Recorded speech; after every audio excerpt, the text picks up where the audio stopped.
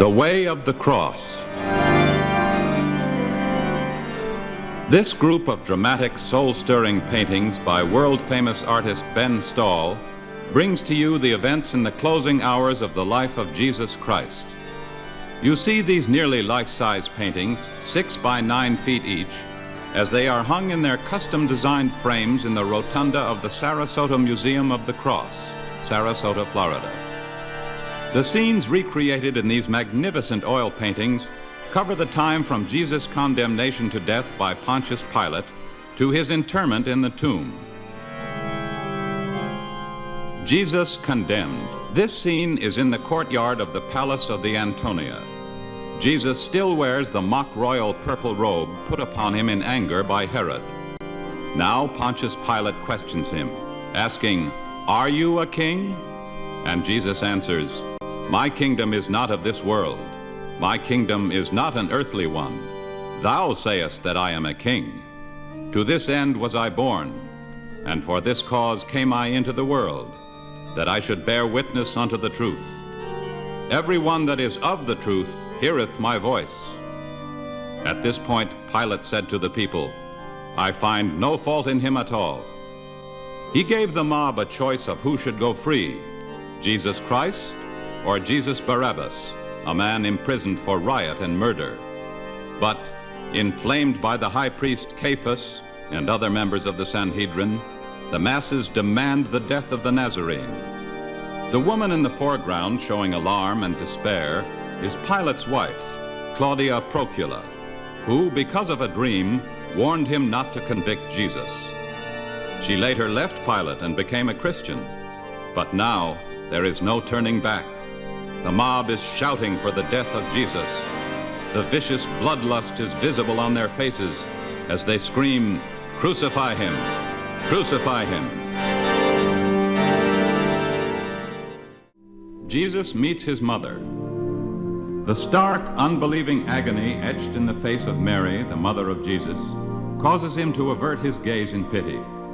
Led by the disciple John, the Holy Mother, with Mary Salome and Mary Magdalene, has been guided swiftly through the throngs of people by a shorter route to meet him at this turn in the road. Now she confronts him, with the two Marys and John hovering in the background. They can weep and pray, but she can only stand frozen in mute horror as she beholds her son and realizes fully now the hideous end that awaits his mortal life. Looking at Jesus, we can almost see him trying to give her strength by his passive, reverent acceptance of his destiny. The mob seems to pull back, and even the Roman soldiers do not intrude themselves into this final, intimate moment between mother and son. In Jerusalem, most of the streets, as in this section of the Via Sancta, were roofed over to keep out the heat of the sun. Many still remain so today. Now the oppressive, deepening gloom hangs like a shroud, the harbinger of great tragedy.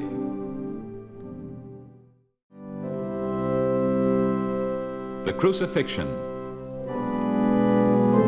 Jesus dies on the cross.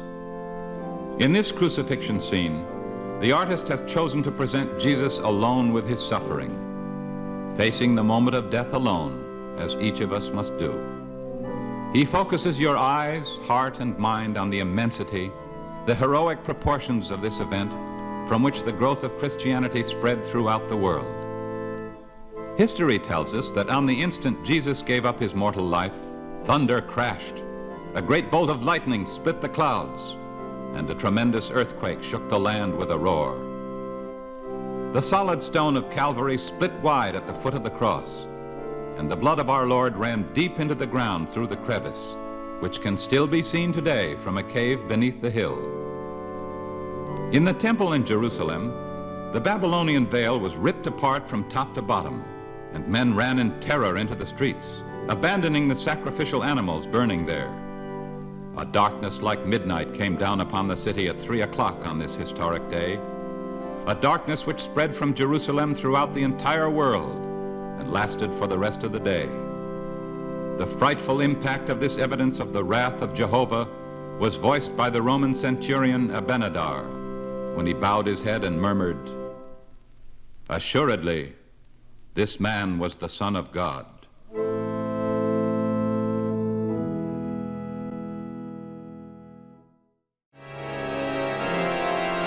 But as we know, late in the night, Mary Magdalene returned to find the stone rolled away.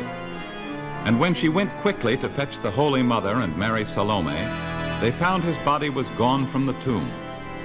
What happened then varies from gospel to gospel, but in every telling the Spirit of the Lord spoke to them, saying, "He is not here, he is risen." And they ran with great joy, bursting their hearts, to tell the wondrous news to his disciples. The glory of his triumph over the tomb, his stunning victory over death, and the surpassing joy of the resurrection are summed up in his promise to those disciples and to us. "Lo, I am with you always, even unto the end of the world."